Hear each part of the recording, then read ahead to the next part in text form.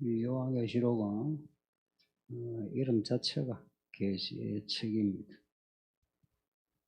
이 계시란 말이 어려워서 사람들의 계시록을 좀 불편해합니다. 잘 안 읽어요. 그리고 읽고도 잘 모르겠다 그래요.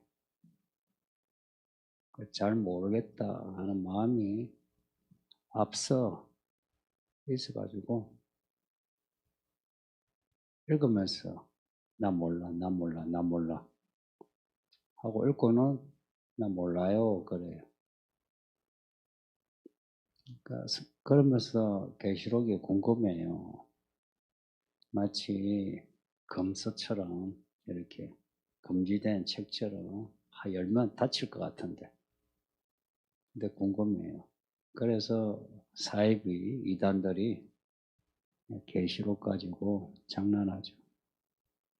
그러면 성도들이 좀 배운 성도들도 사이비 이단 해석하면 그냥 넘어가요.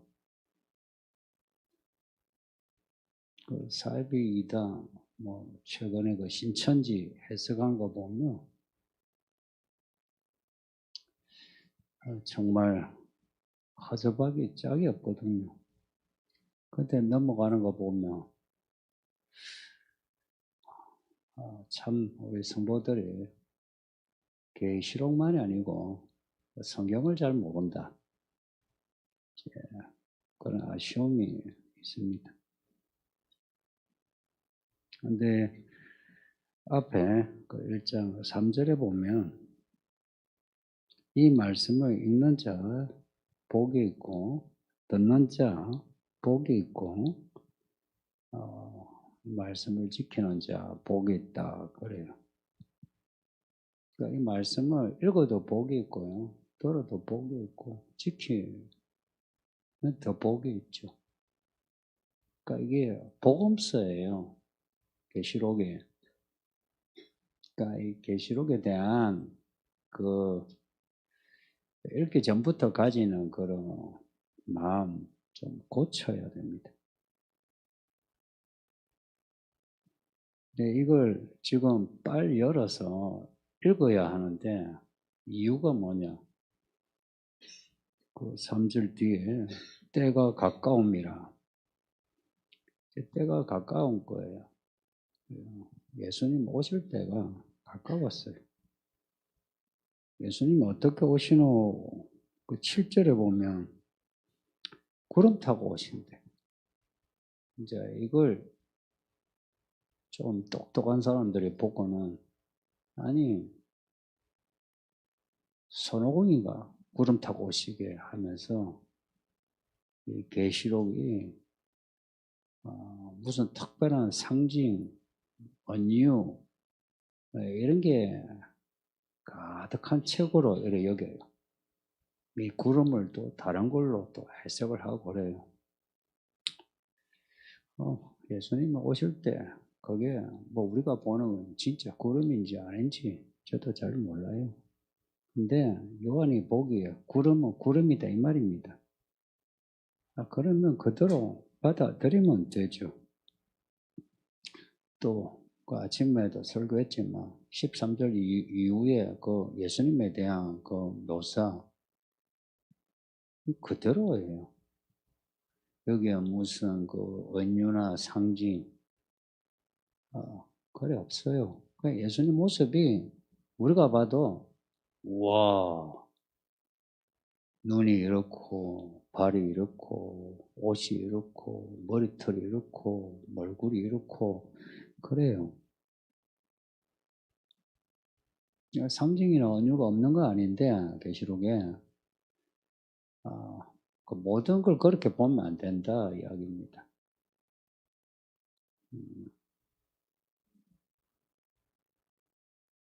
그렇게 나오는 데는 또 설명을 해놨어요. 예를 들어서 붉은 용이 알고 보면 마귀, 뱀. 또 여자가 나오면 여자가 교회든지 아니면 이스라엘이든지 그 의미가 되게 좁혀져 있어요. 알 수 있어요. 그 은유 같은 거는 비유하는 건데, 메타포는 어렵게 만들려고 하는 말이 아니고, 천국을 설명하는데, 좋은 땅에 좋은 열매 맺힌다, 나쁜 땅에 열매 안 맺힌다, 이거 어렵습니까? 쉬워요. 근데 사람들은 이걸 되게 어렵게 여겨요. 저 누구라 여기 계신지 모르겠는데, 웬만하면 저 성도 디스 안 하거든요. 안 하는데, 교회 되게 오래된 분인데, 그런 거, 쉬운 비유도, 어렵다. 처음 듣는다. 그래요. 그 비유는 쉽게 이야기하려고 비유한 거예요. 수수께끼 만들려고 한 게 아니고, 그렇게 쉽게 말씀했는데 못 알아듣는 거는 무슨 뜻인지 알아요? 그 사람이 믿음이 없는 게 드러난 거예요. 믿음이 있는 사람 알아듣는다 이 말입니다. 요한이 이제 이렇게 보고 기록한 거, 이거는 요한이 본 거 그대로예요. 들은 거 그대로지, 이걸 요한이 뭐 상징이나 비유로 한 거 없습니다. 그리고 요한이 그 일곱인이 봉인되어 있는 거 보고 울잖아요. 말하자면 그 종말의 이야기가 딱 닫혀 있으니 그냥 무슨 내용이 들어있는가 궁금해 죽어요. 그래서 울죠. 그게 요한이 기록한 그 마음이에요. 그래서 요한계시록에는 요한이 묻는 장면이 몇 개 나옵니다. 이게 뭡니까? 물어요. 그 묻는 이유는 뭡니까? 이걸 쉽게 적어야 되는데 모르는 거예요. 그래서 요한도 물어요. 생각해 보세요. 요한이 궁금해가 물었어요. 답을 얻었어요. 그런데 우리한테는 한번 맛 좀 봐라. 그래서 수수께끼로 적었겠어요? 제가 요한계시록의 해석의 어떤 해석적 어떤 전환이 일어난 게 여기에요. 여기서 제가 그래서 끝없이 아직도 읽고 있는 중이에요. 계시록을. 이 본문을 계속 읽으면 이 요한의 마음이 느껴져요. 그리고 읽으면 알 수 있어요. 뭐 어려운 내용도 있죠. 근데 그거는요, 이거예요. 쉬운 걸 어렵게 말해서가 아니고요. 말하고자 하는 내용이 너무 스케일이 큰 거라. 그걸 우리가 알아듣기 쉽게 축소해서 단순화해서 그걸 이제 우리에게 말해준 거예요. 그래서 우리가 좀 어렵게 느껴지는 건 있어요. 그런데 그런 것도요, 이게 전후 이야기 맥락에서 이제 볼 수 있도록 또 장치를 해놨습니다. 구조적으로 장치를 해놨어요. 그래서 전후 맥락을 잘 읽으면 대부분의 이야기가 어렵지 않게 넘어가요. 근데 성도들이 계시록이 22장인데 이 이야기를 잘 연결해서 읽질 않아요. 그냥 그 부분. 그러니까 전후 맥락을 모르니까 어려워요. 생각해 보세요. 다른 앞에 선지서는 약간 액자식으로 이 이야기, 그 이야기 하나의 이야기에 좀 감동이 돼요. 근데 계시록은요, 선지서만이 아니라 모세오경의 결론이고 완성이에요. 시편의 완성이에요. 아세요? 시편의 찬송이 여기 들어있어요. 복음서의 완성이에요. 그러니까 이 이야기는요, 1장에서부터 21장까지가 잘 잘 짜여진 구조로 되어 있어요. 그 이야기는 하나하나 이야기를 엮어야 알 수 있어요. 근데 계시록을 읽고도 이제 잘 모른다 하는 것은 잘 안 읽어서 그렇고요. 그리고 읽었는데도 모르겠다는 거는 좀 정직하지 않아서 그래요. 정직하고 성실해야 돼요. 이 말씀을 그대로요. 받아들이면 돼요. 이런 거. 예수님이 구름 타고 오신다. 거기에 이제 사람이 막힌 거야. 어떻게 구름을 타고 오실까? 왜 구름일까? 그러면 끝이 없어요. 그런 생각은. 구름 타고 오시면 오시는 거죠. 올라가실 때 올라가시는데 구름이 싹 막았어요. 그대로 받아들이면 돼요.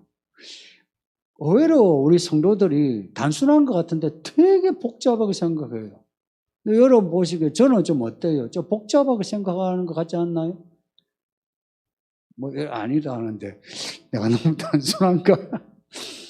제가 결론은 되게 단순해요. 그냥 이거 단순하게 구름 타고 오신다. 할렐루야 이러면 되죠. 이 구름이 뭐고 하면서 이게 뭘 상징하나? 그건 없어요. 또 예수님이 다시 오실 때가 노아 방주 때와 같다 이러면 노아 방주 때 일어난 일을 보면 되죠.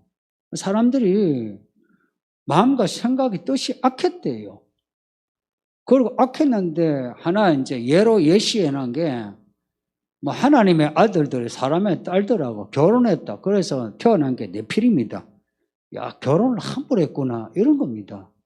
근데 나왔는데 이 자식이 조금 특이한 자식이다. 그 자식들이 하나님을 믿는 자식들이 안 나왔다 이 말이죠. 마지막 때도 그렇다.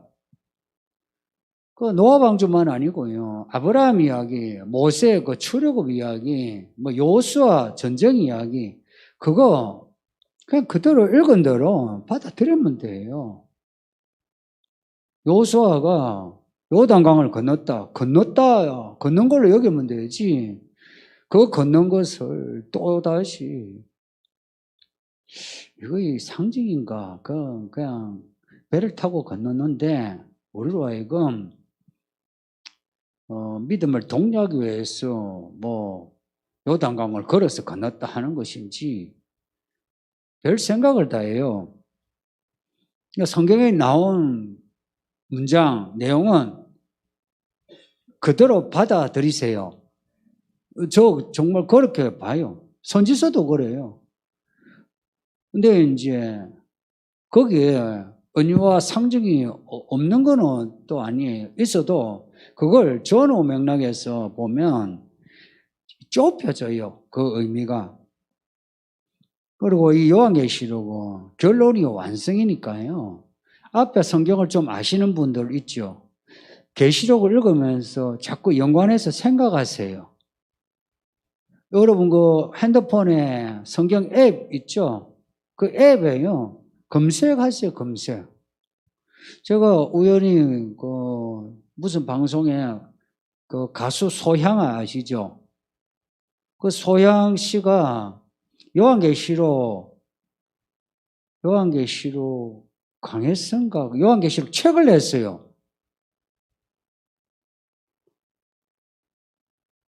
책 내세요, 여러분. 어떻게 했냐니까요. 그 한 구절 읽으면서 예수 그리스도 계시 검색해서 계시를 찾는 거예요. 그러다가 그분이 영어를 좀 하죠. 영어 있죠. 거기에다가 뭐 또 인터넷에 그 원어 있으면 원어도 찾아가 하고요. 인터넷에서 찾아보면 다 나와요. 해서 계시록을 자기가 읽고 책을 냈어요. 근데 제가 책은 안 봤거든요. 안 봤는데 그 한 몇십 분 이야기하는데 정확하게 알아냈어요. 계시록의 내용을 자기가 간단하게 이야기하는데 읽었어요. 그러니까 있죠. 성경을 이게 정직하고 성실하게 읽으면 같은 해석이 나와요. 근데 다르게 뭔가 복잡하게 해석하는 사람은 자기의 지식을 자랑하려고 하는 거예요. 그 지식은 성경에 바탕한 게 아니고요. 철학적이고 인문학적이고 종교학적이고 이런 지식에 그걸 갖다 붙이니까 복잡해져요. 그래서 누구든지 성경을 요거 읽고 읽을 때 좀 성실하게 한번 요거 검색을 해서 찾아보세요.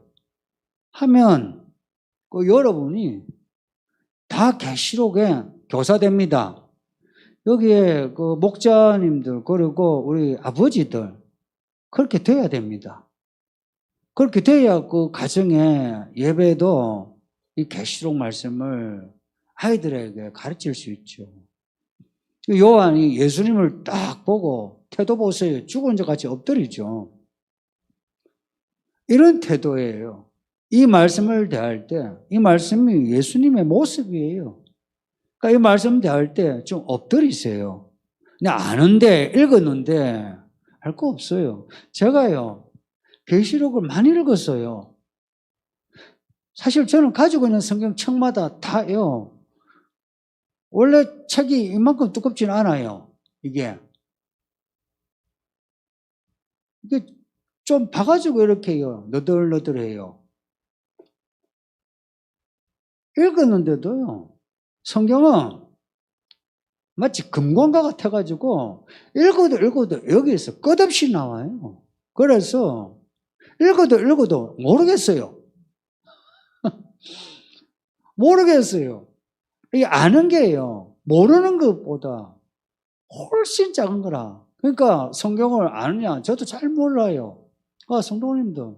우리 잘 모르지만 아는 것만으로도 우리가 구원받는 거 아닙니까?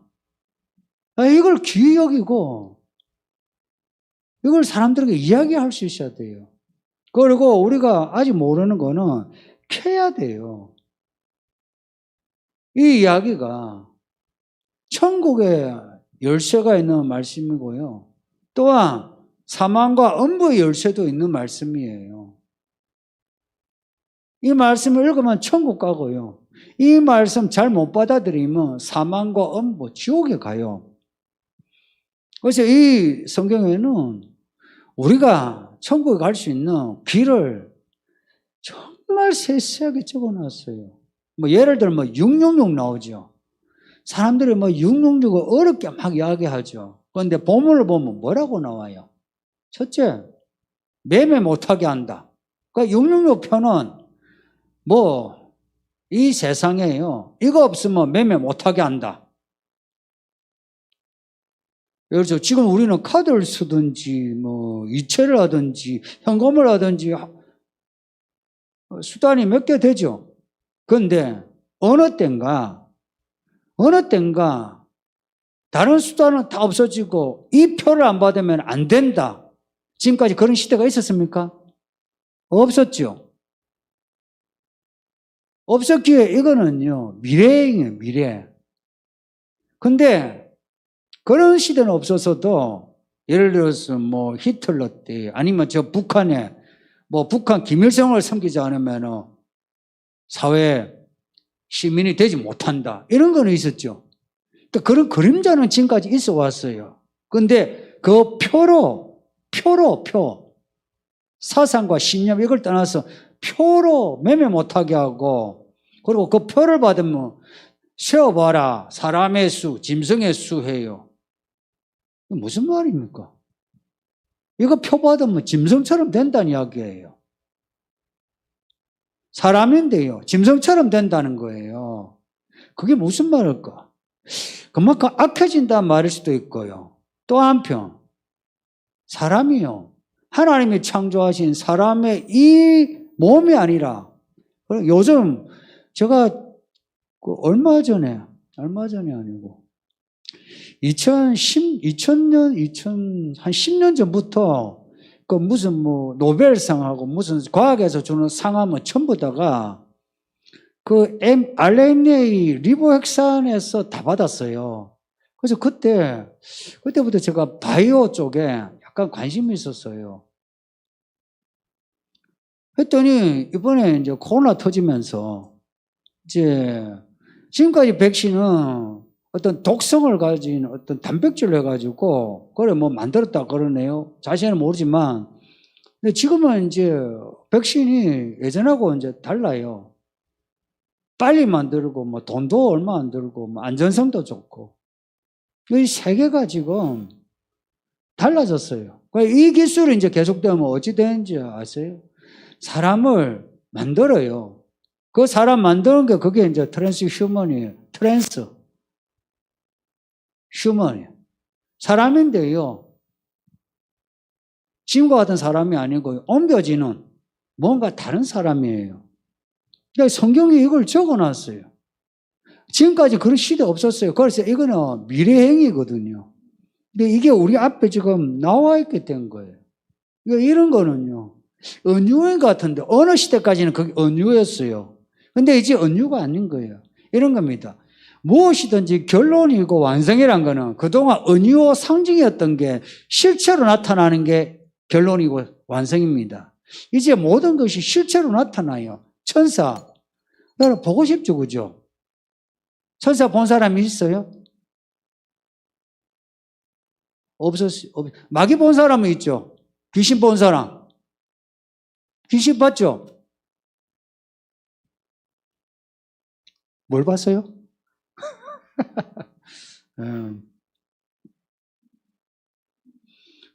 다 실체가 있어요. 성경에 여기 나오는 말씀들이요. 이게 전부 사실이라는 거 우리 이제 알게 될 거예요. 눈으로 직접 볼 수 있는 시대에 살게 된 거예요. 할렐루야. 정말 우리가요, 구원받지 못하면 가장 불행한 세대 살고요. 구원받는다면 우리가 가장 다이나믹한 세대 살아요. 정말 다이나믹한. 그래서 이 믿음이 이렇게 말하자면 읽고 듣고 지켜 행하는 뭔가 이런 게 있잖아요. 뭔가 이 말씀의 스텝에 맞춰서 이렇게 맞춰 가지 않으면은 믿음 생활을 못 해요. 그러니까 이것을 하게끔 하는 그 말씀이 계시록입니다.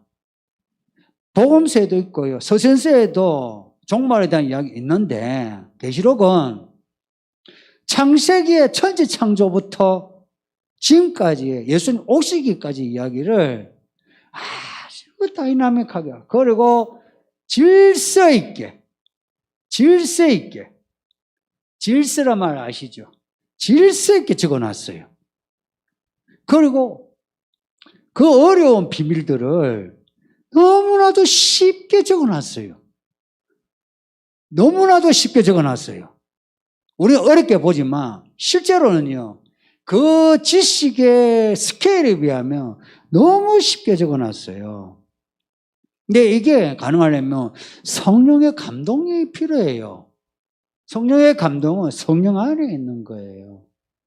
그 안에서 내가 말씀을 읽고 들으면요. 이 말씀이 좀 말하자면 살갑게 확 들어와요. 살갑게. 낯설게 아니고 참 낯설다 아니고 살갑게 들어와요. 그래서 이 말씀이 읽혀져요. 누가 저한테 그러대요? 계시록을 읽는데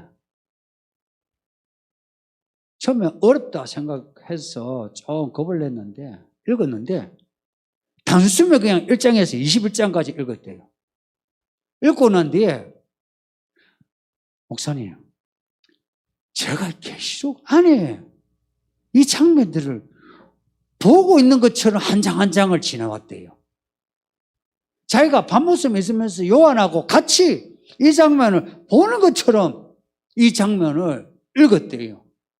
이야, 대단합니다. 목사보다 낫네요.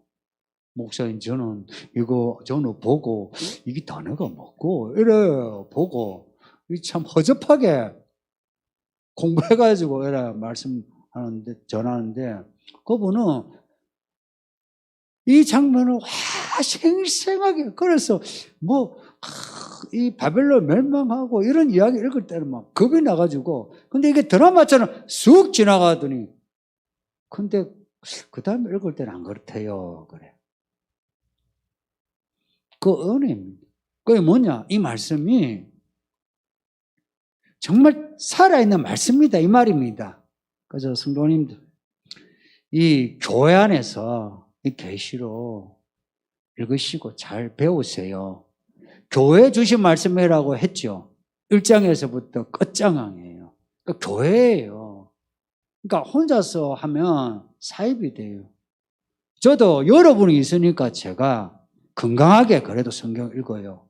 아세요? 제가 가르치지만 여러분이 있어서 저의 믿음도 건강해요. 우리 다 그래요. 저는 여러분이 필요해요. 여러분도 저가 필요해요. 여러분 간에도 서로 필요해요. 우리는 서로가 지금 같이 연합과 성합해서 서로 도와줘서 내가 이 계시록의 이야기 잘 읽어 나갑시다. 네. 질문이 있습니까?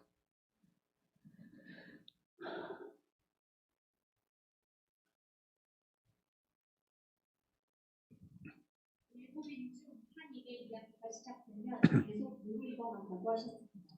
첫째는 재앙의 이야기 아니고 이기고 이긴다는 이야기인데 이 말씀을 마찬가지로 생각해 주시는지. 예.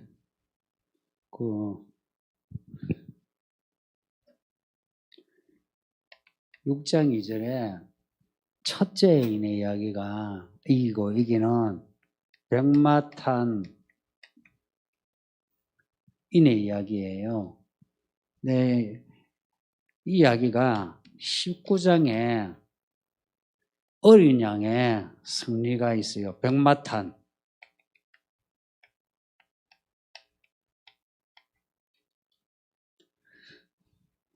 질문을 정말 잘하셨어요.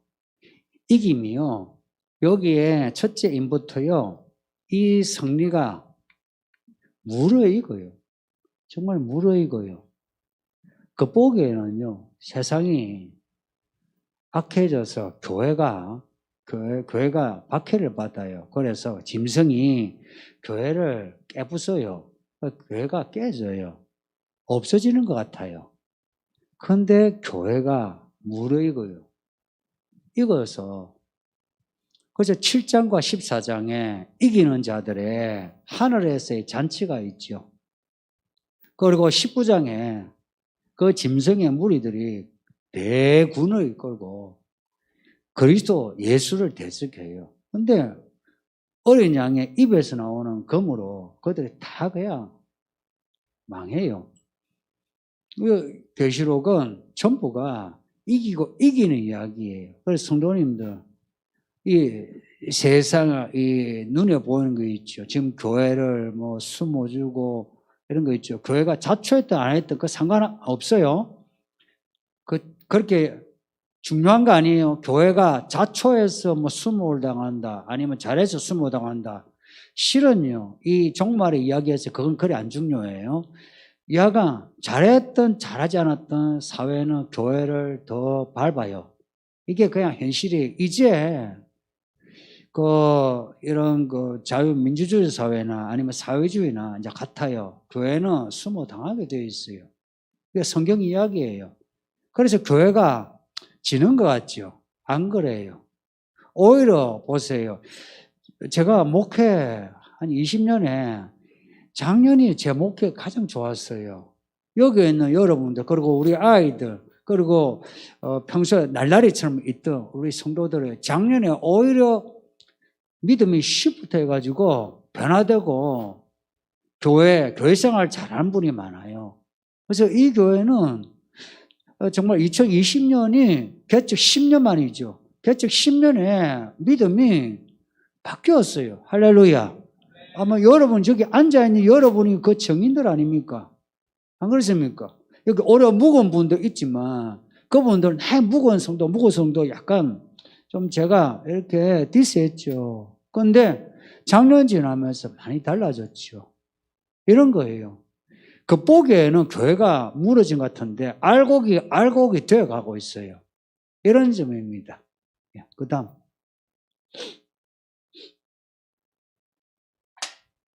마지막 때 일어날 일들, 특히 우리 학교에 대해 어떻게 분별할 수 있나요?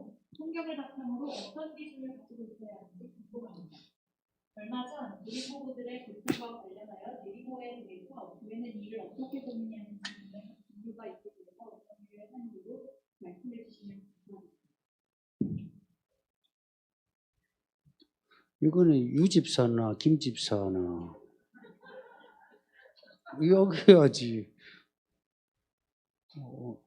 그렇죠.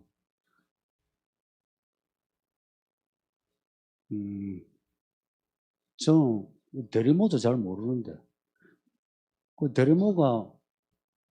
대리모 엄마 되시니까 남자의 그 정자하고 여자의 난자를 수정시켰어요. 인공수정해서 그게 이제 배악이 이제 배포기가 되죠. 배아가 되죠. 그러면 그걸 다른 여자의 그 자궁에 착상시키는 그게 맞죠? 어찌 않아? 상식이에요. 근데 되게 아는 것처럼. 그래서, 근데, 아무리 공부를 잘해도 그런 걸 또 잘 모른대. 그 관심이 있어 알지. 그렇게 애 낳으면 엄마가 누구예요? 그건, 그 대리모 같으면은, 그건 지금 대리모가 법적으로 안 되죠? 윤리적으로, 법적으로 그 되게 어려운 문제일걸요? 애한테 엄마가 누구냐는지. 그리고 엄마에게서 내가 내 뱃속에서 자란 아이예요. 그리고 남자 입장에서도 누가 아내인지 그것도 그렇고요. 근데 이제 만약에 질문을 제가 결혼을 했는데 10년을 제가 애가 없어요. 그래서 대리모를 하고 싶은데 해도 되나요? 이렇게 이제 물을 수는 있어요. 이런 물음에 대해서 이제 개인적으로 묻는 거하고 이렇게 예배 중에 이제 질문을 이제 묻는 대답이 약간 달라요. 근데 이제 예배 중에 여러분에게 대답을 하면 대리모 안 하는 게 좋아요. 법률적, 윤리적인 문제 떠났어요. 정말 애 낳고 싶으면 여러분이 뭐 아는 것처럼 기도하세요. 그 다음에 해내도 안 되면 아기 없이 사세요. 아니면 입양을 하세요. 입양이 낫지 않을까요? 나 처녀한테 묻기는 그렇고 할머니한테 묻기도 그렇고 이 아줌마한테 물어야 되겠는데 그 다른 여자 뱃속에서 자란 애가 왔어요. 무슨 마음이 들까?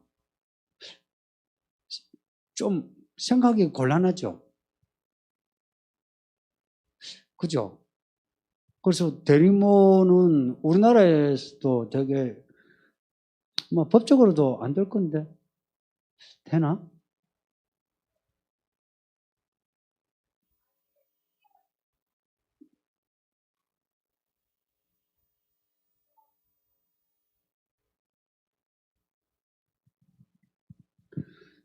그거하고 아까 뭐 잠시 그 사람 DNA를 조작해서 사람 여기 약간 열등한 DNA 그 유전자 있죠? 그걸 잘라내고 좋은 DNA 유전자를 집어넣어 코 뼈쪽, 입, 앵두, 키 요만하지 않고 요만하고 뭐 이렇게 하면은 그거하고 뭐가 달라요?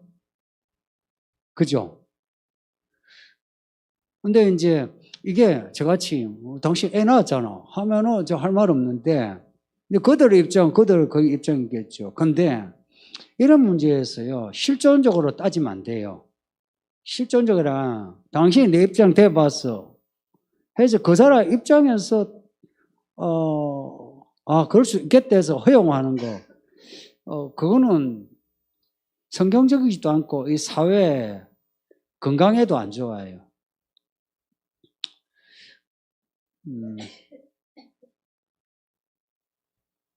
그 의학기술 이야기인데요. 아까 그 2000년대 이후로 계속 지금 히트가 이거 유전자 기술이에요. 계속. 그 특허라든지 뭐 노벨상 하면 계속 나와서 그래서 뭐 조금 불안했어요. 제가 그때 개척하고 할 때인데 이러면은 애도 뭐 그야 뭐 AI 만들듯이 인간도 만들 수 있겠네 이런 생각이 있는데 이번에 코로나 터지면서 정말 그렇게 된 것 같아요. 그 이번에 그 백신한 게 예전 백신하고 그렇게 다르다며요.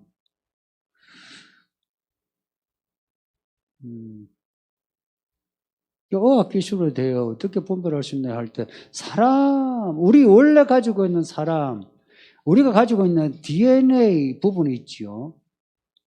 이게 두 줄로 이렇게 염기 서열대 부분이 있잖아요. 이거 건드리는 거는 약간 기본적으로 그건 아니다 하는 거예요. 근데 이제 그거 이제 건드리기 위해서 DNA하고 RNA하고 그 RNA는 한 줄로 돼가지고 쉽다 그러면요. 해가지고 DNA 쪽을 이렇게 변형을 준다. 이런 시대가 지금 온 것 같은데. 여기 의대 약대분 중 여기 대해서 한마디 하실 분 나와서 이야기하실 분 나와서 지금 한마디 해주세요. 의대 약대. 의대 어디 갔노? 여기에 대해서 뭐 하실 말씀 없으세요? 약대나 내가 여기 뭐 이야기해도 제가 뭘 해도 허접할 것 같아서 이런 거 있잖아요. 조금 아는 거 가지고 뭐 아는 척 하는 것 같아가지고 뭐 혹시 이야기할 부분이 없어요? 없어요?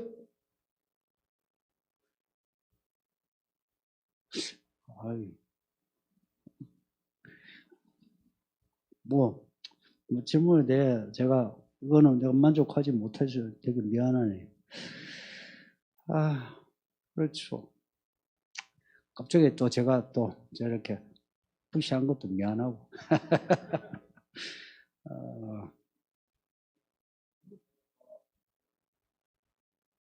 네? 뭐라고?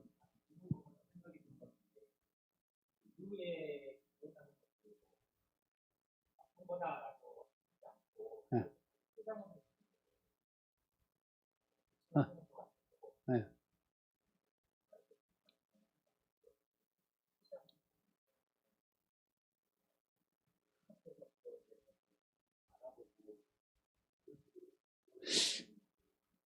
아마 특히 정부와 언론은 그 부분을 음모론으로 이야기할 거예요. 음모론으로. 그냥 rum으로 이야기할 거예요. 그걸. 근데 음모론 부분이 없지 않아 있고요. 말하자면은 코로나 백신이 666이다 이런 거 음모론적인 부분이 없지 않아 있는데 문제는 이거예요. 지금의 그런 코로나 이 백신이 지금 만든 모더나 이런 몇 개 이게 지금 끝일 것 같아요. 요 백신이 계속 업그레이드 될 것 같아요. 그 말이에요. 지금의 백신은 아닐 수 있어요. 그래서 음모론이 맞을 수 있어요. 음모론이다. 근데 이게 계속 하면서 사람들이 그런 거 있죠. 이럴 것 같으면 더 나은, 인간에게 더 나은 백신. 그러니까 이제는 백신을 차원을 넘어서 더 나은 인간을 만들 수 있는 과학기술로. 그러면 여러분이 어찌할 거예요? 예를 들어서 여러분 가족이 지금 병에 걸려 죽어가요. 그런데 그동안 윤리적으로 금지된 기술이 있어요. 그거 있어야 산다면 어찌할 겁니까? 허락해달라 하겠죠. 그래서 언론과 이제 정부에서 그걸 이제 홍보를 하면 다 넘어가죠. 아마 여러분들 여기에 거의 90%는 다 넘어갈걸요? 여러분도. 진짜 예를 들어서 666이 나왔다 해도 제가요 앞에서 666이요 해도 아마 여러분들 거의 대부분이 목사님이 오버하시네 이럴 거요. 여러분은 대부분이 저 그럴 것 같다는 생각이 들어요. 그래서 이 부분은 저도 이제 책임을 지고 좀 생각하고 연구할 필요가 있어요. 그래서 제가 한번은 약대 있는 분들에게 내가 그 백신에 대해서 자료 좀 찾아오라고 내가 그랬어요. 그 알아보라고. 예.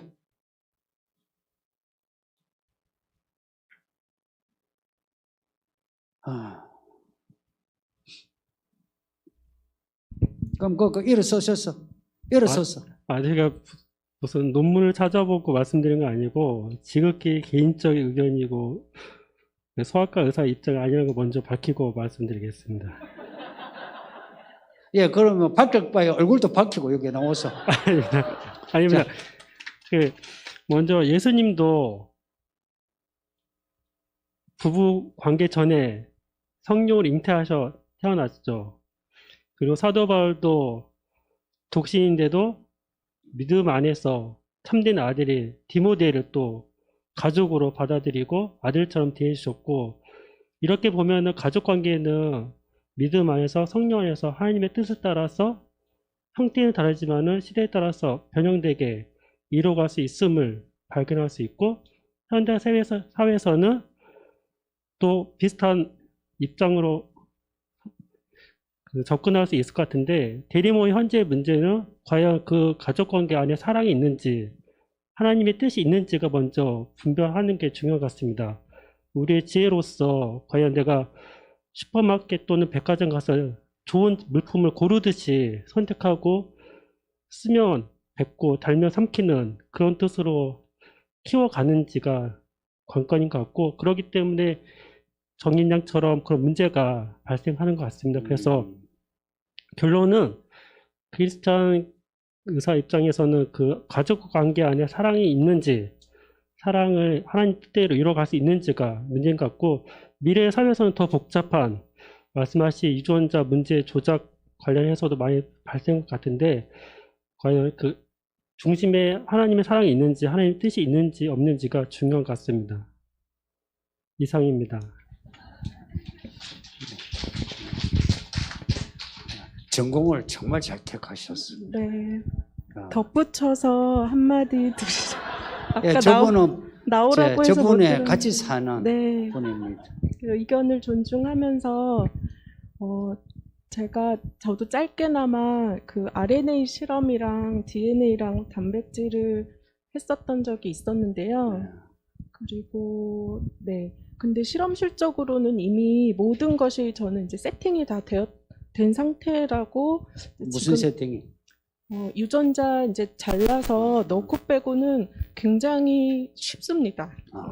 굉장히 쉽고, 제가 석사 때 같이 했던 분이 외국에 딱 나가서 유전자 가위를 딱 배워서 오셨는데, 지금 이제 난리가 나셔가지고 계속 상을 많이 받고 지금 가장 핫한 과학자로 이제 되게, 이번에도 노벨상을 유전자 가위가 받았는데 2020년도에 그분이 해석도 하고 여러 가지 설명도 하시고, 근데 넣고 빼고는 사실 너무 쉬워서 이게 화학 구조로 돼 있기 때문에 사실 실험실적으로는 끝났고, 저도 잘 못하는데도 RNA 실험 같은 걸 많이 했었는데, 저는 원칙적으로 어떤 모든 이제 접근에 대해서는 금지가 성경적이지 않을까. 네, 이렇게 저희가 살에다가 칼 대고 여러 가지 이렇게 점진적인 과정을 거쳐서 발전을 했지만, 그것들은 하나님이 주신 개체를 도와주는 방법으로 됐다면, 유전자를 조작하고 건드리는 거는 인간이 하나님 넘어서 이제 이렇게 그 선을 넘었다고 생각이 되기 때문에, 저는 대리모부터 유전자를 조작하는 모든 행동은 저는 전면 금지 쪽으로 하는 게 성경적이지 않을까 생각을 하고, 제가 요즘에 떨립니다, 마이크를 잡으면.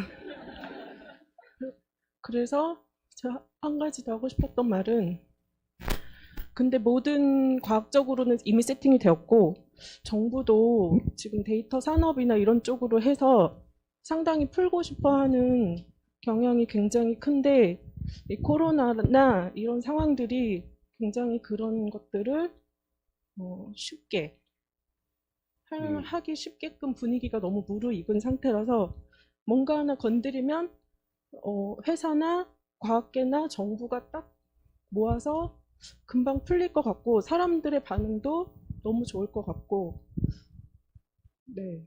그 어떻게 해야 되느냐? 불리하지만 네, 그만하겠습니다. 불리하지만 하지 않도록. 네, 다른 아이들은 뭐 예를 들어서 유전자 조작해서 오래 살 수 있는 유전자로 대치를 하고 그런 거 해도, 내가 교회 다니는 엄마라면 그런 시술을 돈 주고라도 받지 않는 것. 그게 믿음을 지키는 게 아닐까. 감사합니다. 우리 저 부부에게 이후로 여기에 대한 질문은 저 두 분에게 가서 이야기하세요. 저한테 와가지고 뭐가 알레니 어떡하 하면 나 또 힘들어요. 예, 그다음. 요한이 반모섬에 갇혀 있는 상황 속에 성령에 감동되어 계시록을 적었는데요. 우리의 일상에서도 갇혀 지냄으로 불편함이 있고 외로움이 있는 것이 성령의 감동됨에 도움이 있는 건가요? 복음을 전하다가 갇혀 있는 거 하고요. 백수로 갇혀 있는 거 하고요. 코로나로 갇혀 있는 거하고는 좀 다르죠. 근데 다른데요. 희한하게 하나님은 은혜를 주는 점에는 또 똑같아요. 백수로 갇혀 있는데 백수로 하나님을 또 만나고요. 코로나로 갇혀 있는데 또 할 수 없이 집에 재택근무하면서 그동안 안 싸우던 부부가 싸우죠. 그 이혼이 그래 많다며요. 근데 이제 여러분 같은 경우에 재택근무하면서 아마 부부 사이가 어느 뭐 우여곡절을 겪으면서 그런 거 있죠. 등산하면서 올라갔다가 내려갔다가 올라갔다가 하면서 등산에 가죠. 아마 그런 것처럼 아마 여러분들 재택근무하는 분들 아마 부부 혹은 부모 자식 간의 관계가 많이 해결되지 않았을까? 맞습니까? 뭐 여러분 중에 뭐 파격은 없죠? 집에서는 막 등지고 있는데 교회 와서는 옆봉 그런 분 없죠? 예. 그리고 갇혀 지냄으로 성령의 감동 받는 건 약간 통해요. 내가요 돈이 많아가지고 이렇게 막 다닐 수 있는 사람은 성령의 감동이 별로 없어요. 왜냐? 갇혀있기 싫어해요. 성령의 감동이랑 갇혀있는 거거든요. 성경 막 읽어야 되죠. 여러분들 여행하는 거하고 성경 읽기 하고 어느 거 택하고 싶어요? 너는 아까 기도 그렇게 뜨겁게 해놓고 왜 그렇게 정직하니? 그래요.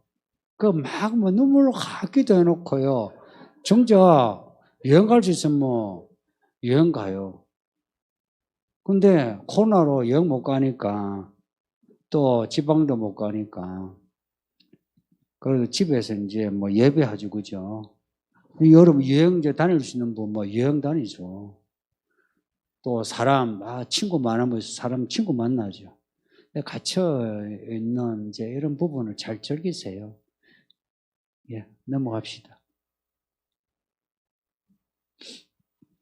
는 두세 번 다시 들어도 다 이해하기 힘들다고 어제 말씀하셨는데 좀 더 이해하기 쉽게 설교하지 않으시는 이유가 있으신지 궁금합니다.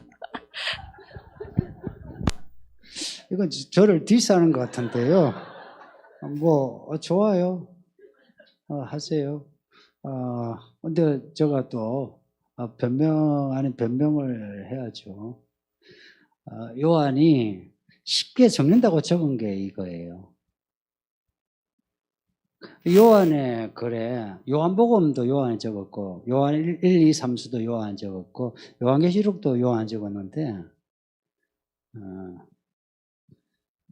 사실 우리로서는 약간 낯선 단어들이 많기는 하죠. 근데 성도님들, 오늘도 그렇고 오늘 오전도 그렇고 제가 설교할 때 어려운 단어 쓰대요.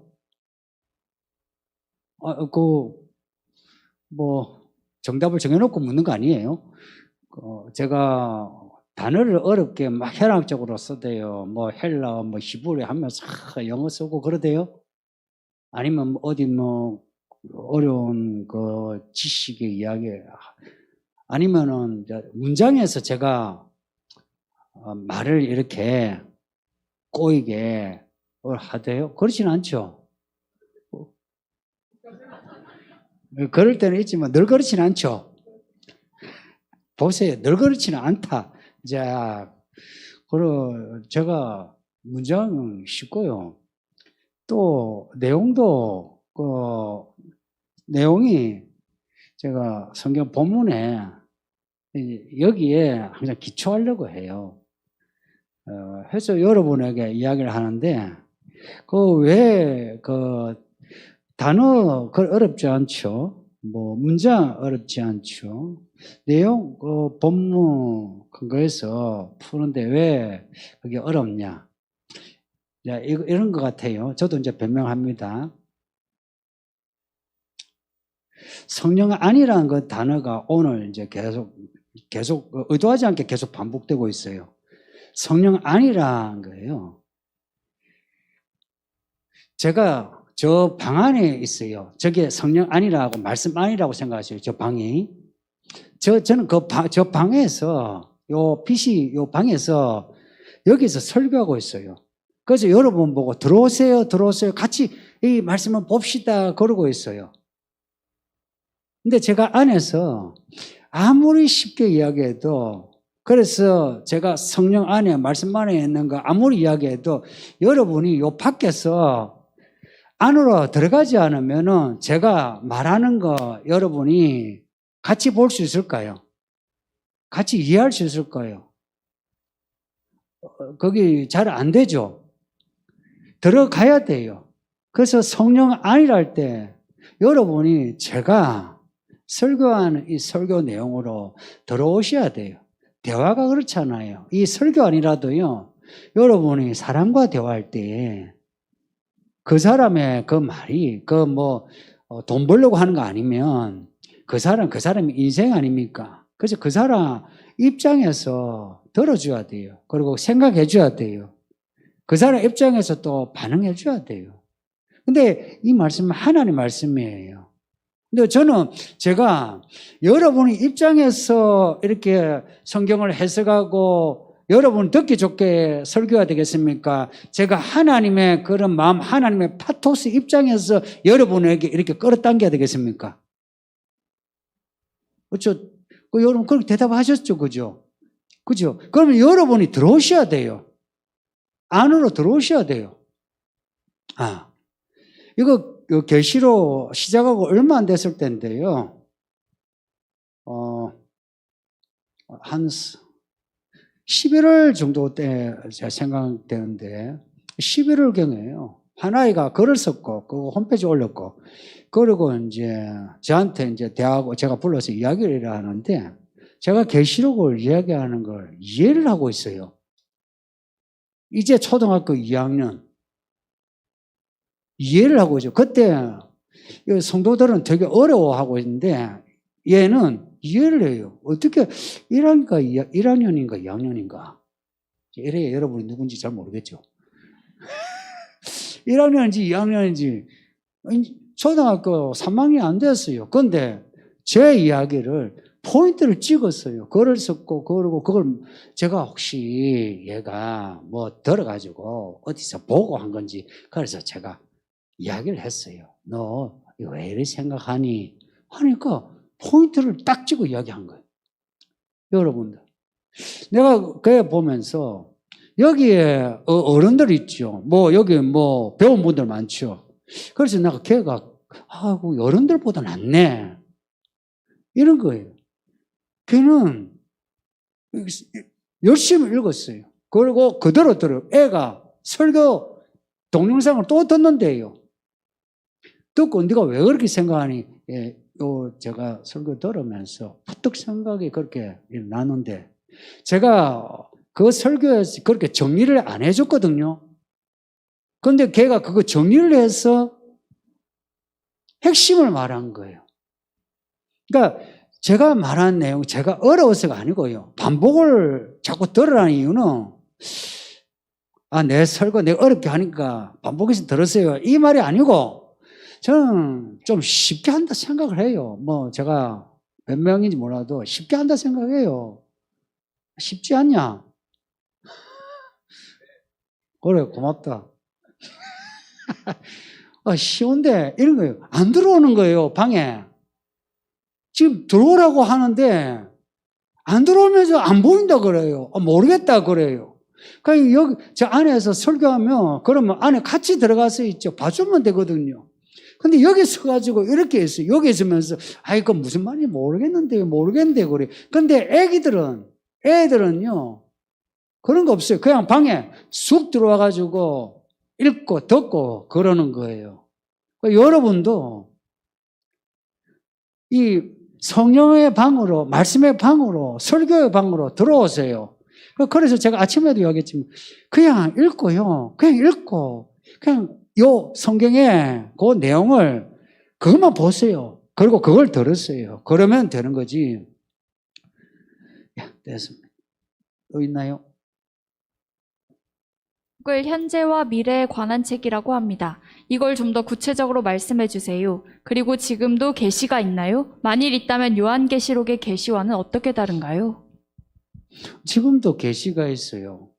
어떻게 성경 요엘서 2장에 보면 요엘서 2장 28절 뒤에 그리고 사도행전 2장에 보면 요엘서 내용이 나와요. 꿈과 환상 비전을 준대요. 그거는 예수님 오실 때까지 성도들에게 주는 거예요. 그건 계시입니다.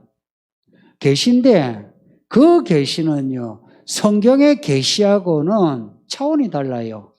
성경의 계시는 누가 받았는지 아세요? 사도와 선지자가 받았어요. 여러분이 바울과 같은 급의 선지자입니까? 사도입니까? 아니에요. 지금 아무리 유명한 목사, 신학자라도 바울하고 비할 바 못 돼요. 저는 바울, 요한의 선거 그거 있죠. 배우는 거지. 제가 꿈을 꿨다. 제가 환상을 봤다 해가지고 바울이 틀렸니 맞니 그렇게 못해요. 그러니까 이 성경의 계시는 모든 계시의 표준이에요. 그래서 여러분이 성령이 주시는 건지 마귀가 주는 건지 그거 분별하려면 성경의 잣대에 딱 대보면 돼요. 그래서 교회 안에 특히 이제 여자들 환상 보고 꿈을 꿔가지고 막 말하죠. 제가 하지 마라 그래요. 하려면 저한테 와서 먼저 하세요. 그런 말을 교회에서 하려면 그거는 분별할 수 있어요. 그건 해요.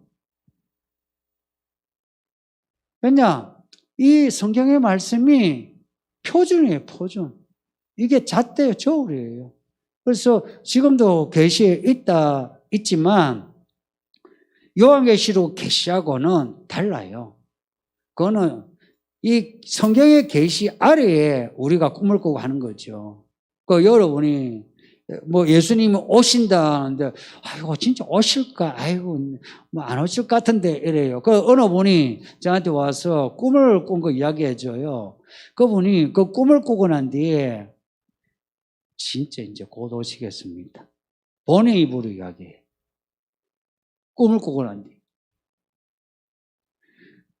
그런 거예요. 왜 우리에게 성경의 계시를 주시면 또 다른 꿈과 환상 비전을 주느냐? 성경의 계시를 더 확신하게 하려고 그러는 겁니다. 확신하게 하려고. 그다음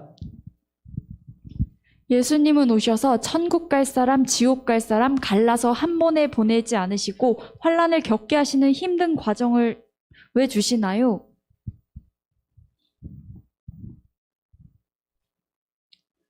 예수님 마음이죠.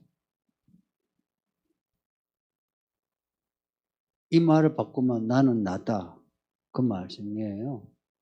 요한이 한 말 잊지 마요. 나는 환난과 나라와 참음에 동참했다. 그런 믿음을 사는 거는 환난을 겪어야 돼요.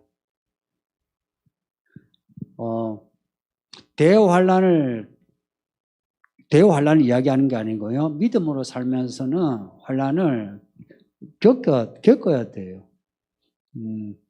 천국 갈 사람, 지옥 갈 사람 갈라서 한 번에 보내지 않으시고, 그러니까 무슨 말이죠?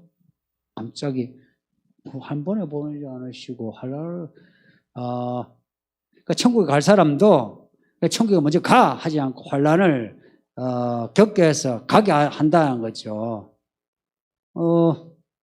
정말 좋은 질문이네요. 왜냐하니 천국 가는 거예요.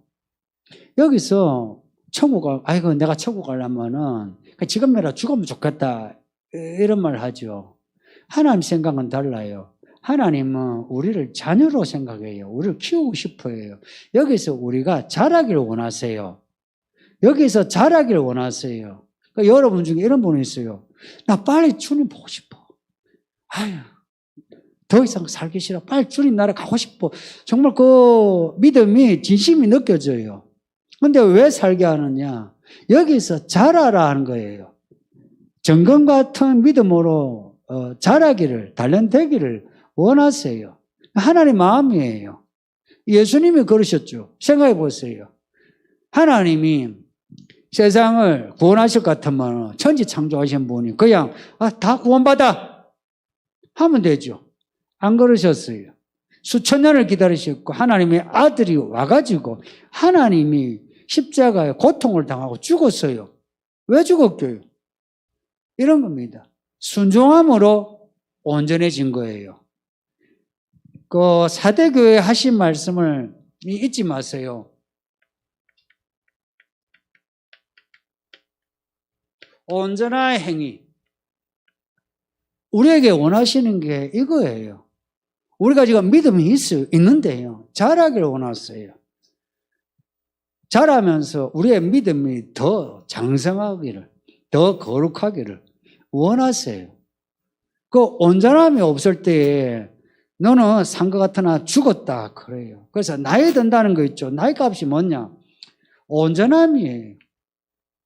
이 온전함에 대해서 이제 그 뒤에 사대교회 하시는 말씀이 흰 옷을 이야기해요. 너희 중에 그래도 흰 옷 입은 사람이 있다. 그 다음에 이기는 자에게 똑같이 흰 옷을 입혀준다 그래요. 흰 옷이 뭐냐? 온전함이 뭔가를 우리에게 예시해 주는 거예요. 온전함이 뭐냐? 뭐가 지식이 완벽하고 말이 실수가 없고 이게 아니고요. 첫째, 죄를 짓지 않는 거예요. 온전함의 첫째, 죄를 짓지 않는 거예요. 두 번째, 말씀을 살아가는 거예요. 예수님이 입은 옷이 무슨 옷인지 압니까? 그 브랜드가 말씀이에요. 말씀의 옷이에요. 그 말씀을 내용을 보면 또 안에 소재가 있는지 압니까? 19장에 보면 예수님 입은 옷이 나와요. 피 뿌린 옷이에요. 피로 직조한 옷이에요. 그리고 이 흰 옷은요, 죄 안 짓고요, 말씀으로 살아가는 거예요. 그 옷을 입는 겁니다. 그걸 하나님이 원하세요. 그래서 여기서 일찍 죽고자 하는 분, 죽지 마세요. 죽게 할 때 죽으시지. 그러니까, 일부러 죽으려고 하지 마세요. 예, 넘어갑시다. 끝입니까? 예, 수고했습니다. 제가 기도하고, 이제 마치겠습니다.